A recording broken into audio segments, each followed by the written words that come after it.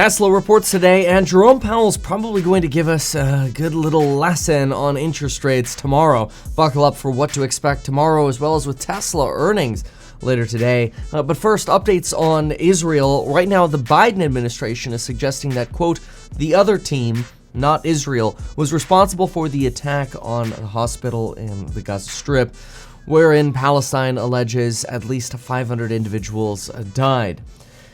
Ultimately, no matter who is responsible, the more war goes on, the more terror there is. Apparently, Israel's IDF just reported that 2 Palestinians were killed after protests in the West Bank. There is concern that if more of this conflict spreads now to the West Bank and to northern Israel, this conflict expands, and then the United States has to get involved as more conflicts grow with Israel and Hezbollah, at the same time as Israel is then overwhelmed from multiple different angles. That is one idea. A lot of people say, no, Israel is perfectly capable of defending all of their borders without American support. But let's be clear, America is still paying for all of the defensive weaponry. There's also a rumor that Hamas is potentially willing to give up all of their hostages in exchange for an end to the bombardment of the Gaza Strip.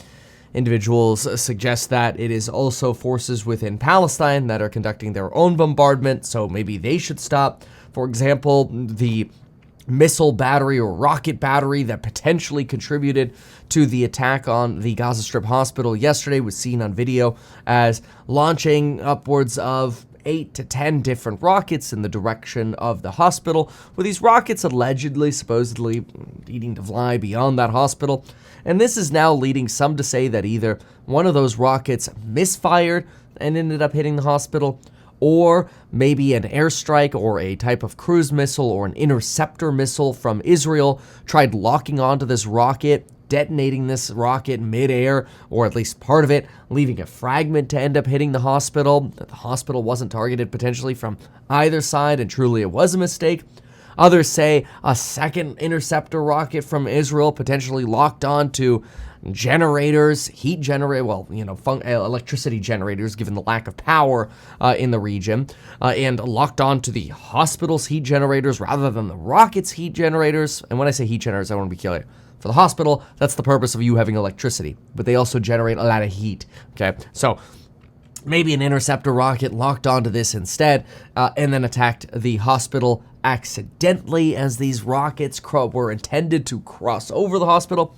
The bottom line is, nobody knows. What we do know with certainty, though, is that the Islamic Jihad, a group formed in 1981, and Hamas, a group formed in 1987, both, quite frankly, splinter cells off of, Islamic brotherhoods in Egypt, have a goal of liberating Palestine from the Jewish state. They don't like Israel. We know that with certainty. These groups are terror groups, and they hate Israel. That does not make everyone in Palestine evil, though. The poor citizens of Palestine are just now caught in between yet another religious, land, and cultural war. Now, here's a post from Israel's IDF, the Israeli Defense Force. They're suggesting that, hey, look, here's drone footage and satellite footage of the area, and our bombs are so good that they leave craters. But as you see here, there's a site of fire with cars being burned and buildings intact and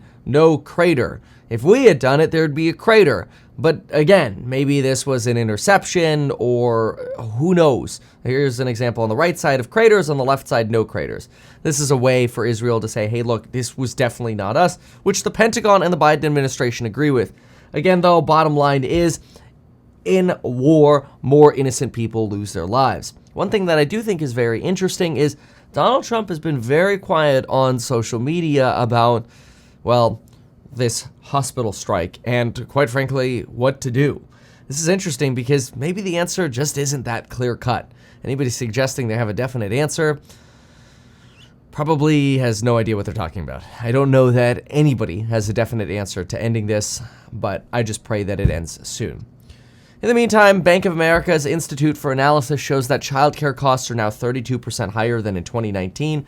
Apparently, the cost to raise an infant in America is now about $39,200 per year to raise one infant. I got twins coming this month. Knock on wood.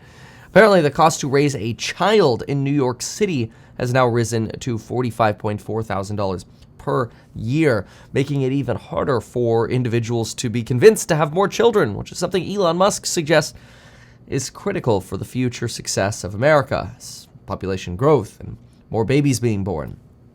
Tesla earnings are today. We're expecting 73.5 cents of EPS with $24 billion of revenue. It's worth noting that Tesla has only beat on revenue 5 out of the 8 last times and only 50% of the time on EPS. Margins here are expected to come in at 18%. I think this is going to be what everybody pays attention to. Margins and free cash flow. We're knocking on the door last time of basically no free cash flow. Are we going to be, well, at least relative to prior quarters, free cash flow plummeted a lot. Maybe I shouldn't say no, but free cash flow substantially declined. The question is, will free cash flow go negative this quarter, and will margins be worse or better? Most of the Tesla investors I talk to say, you know what? I'm not here for the next quarters. I'm here for the next years, if not even the next decade. So it really doesn't matter what happens today. I'll be covering it live, so either way, we'll get to react together. We're expecting 18% margin. That compares to 18.2% in the prior quarter and 19.3% before that. 7 out of 8 bets here are on net income are usually positive and turn out positive. So Tesla does usually beat on net income. But when it comes to the stock, well, I took a look at what Gary Black had to say about stock performance, and Tesla stock only rises 7 out of 16 times after earnings. In other words, less than half of the time. That doesn't surprise me. Usually it seems to be we get deliveries and there's at least some excitement, and then you get the bad news with earnings. It's kind of like you get the good news up front, and then earnings are always the bad news. Anyway, Jerome Powell speaks tomorrow at 9 a.m. in New York. Morgan Stanley is reporting that at this point, everything is pointing to a rebound, and the surge in the 10-year might actually end up dampening the need for the Federal Reserve to conduct 2 hikes. In other words, the dramatic surge we've seen is the equivalent, the dramatic surge in yields, is essentially the equivalent of 50 basis points worth of hikes from the Federal Reserve.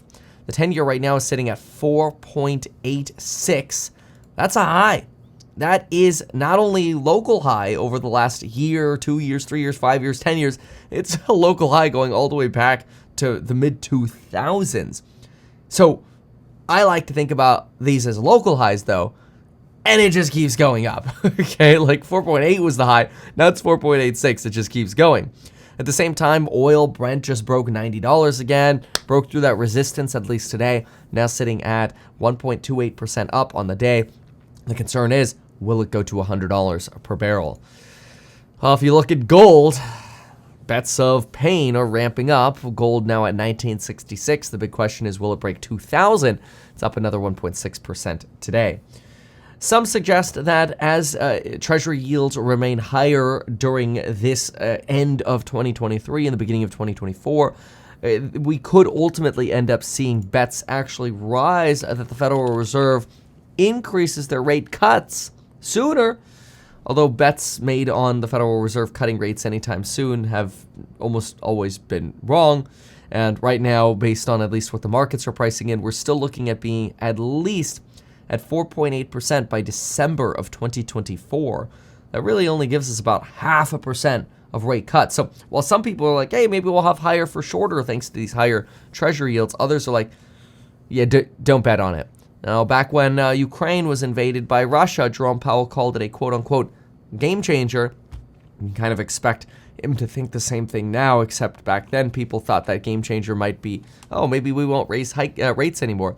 And instead, it turned into, this could cause inflation. Let's raise rates even more. So we'll see what Jerome Powell says tomorrow about the Israel invasion. That's actually going to be the big piece of the puzzle that a lot of us are curious about. We know that Jerome Powell and the Federal Reserve are trying to be data dependent, which is really just a fancy way of saying we have no freaking idea. Like, some data is good, some data is bad. You know, we look at what Bank of America is saying about consumer spending. We look at what other companies are saying about consumer spending. We look at what Bank of America analysts are saying about consumer spending. Here's, for example, an example or a research piece here. Bank of America, consumer spend collective, still no slowdown, and some specific examples. CEO of Bank of America on their earnings call suggested earnings growth, or I should say consumer spending growth, was somewhere around 8% at the beginning of 2023 year over year, falling to about 4% recently year over year. Still growth. And if you go into the granular of some of these month over month numbers, specifically looking at debit card numbers, you're still seeing positive numbers, at least on the month over month basis, as well as the year over year basis. So there's this idea that maybe the consumer is just somehow able to keep spending despite the fact that, oh no, their excess savings may eventually evaporate. But then again, always remember, how much did we have in excess savings before the pandemic? 0. Housing starts missed this morning, but building permits beat, so a little bit of a plus or minus here. One thing I am noticing on the ground as we're looking for properties with HouseHack, and we're increasing the wedges that we're looking for right now to insulate HouseHack investors more. But one of the things that we're finding is that more and more flippers are starting to get what appears to be reamed. We're seeing massive price cuts from flippers who got in with short-term financing and in over their heads, and now they're trying to dump for the winter. Well, that's why we think November, December will be glorious. Anything that doesn't get snatched up will be ripe for picking in the winter of 2023. Anyway, learn more about my HouseHack real estate startup at househack.com. You could read the offering circular. We are accepting investments as low as $5,000 from non-accredited investors at househack.com. You can invest with a debit card, credit card, ACH, whatever's easier for you. It's all available at househack.com. Thank you so very much for watching this Bottom Line Report. We'll see you in the next one. Goodbye. Why not advertise these things that you told us here? I feel like nobody else knows about this. We'll try a little advertising and see how it goes. Congratulations, man. You have done so much. People love you. People look up to you. Kevin Paffrath there, financial analyst and YouTuber. Meet Kevin. Always great to get your take.